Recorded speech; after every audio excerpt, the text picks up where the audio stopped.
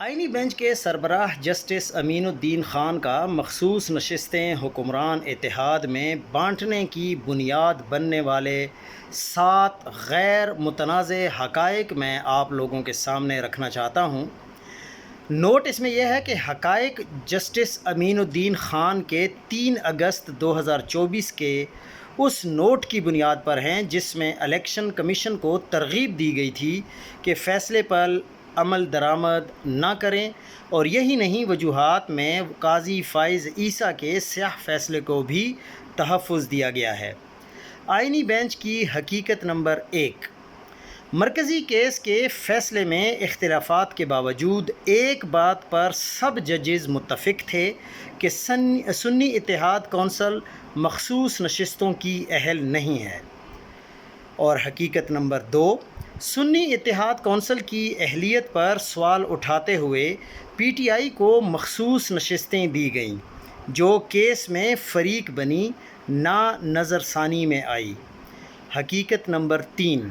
P T I چاہتی تو درخواست دائر کر سکتی تھی، لیکن جان بوجھ کر ایسا نہیں کیا، اور پھر بھی مرکزی کیس میں مخصوص نشستیں پی ٹی آئی کو دے دی گئیں۔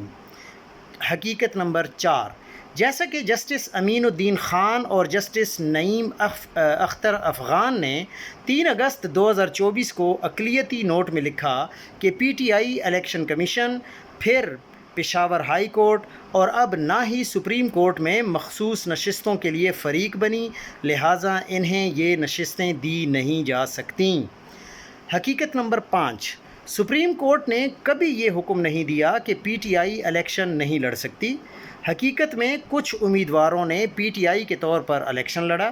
جیسے بیرسٹر گوہر، مگر بہت سے امیدواروں کو ریٹرننگ افسران نے آزاد قرار دیا، اور پی ٹی آئی یا امیدواروں نے ان فیصلوں کو چیلنج نہیں کیا۔ صرف سلمان اکرم راجہ نے چیلنج کیا، لیکن آخر تک نہیں لڑے، درخواست چھوڑ دی، جس کی وجہ سے وہ درخواست حتمی ہو گئی اور اس کیس میں اسے کھولا نہیں جا سکتا، دوبارہ نہیں کھولا جا سکتا، جو درخواست یہ فالو کر رہے تھے سلمان اکرم راجہ۔ حقیقت نمبر 6: آزاد منتخب امیدواروں میں سے کسی نے بھی یہ دعویٰ نہیں کیا کہ وہ پی ٹی آئی کے امیدوار ہیں یا مخصوص نشستیں پی ٹی آئی کو ملنی چاہئیں۔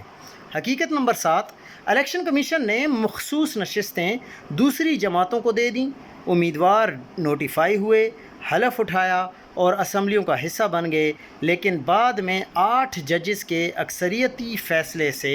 ان کو بغیر سنے ڈی سیٹ کر دیا گیا، جو قانون اور انصاف کے تقاضوں کے خلاف تھا۔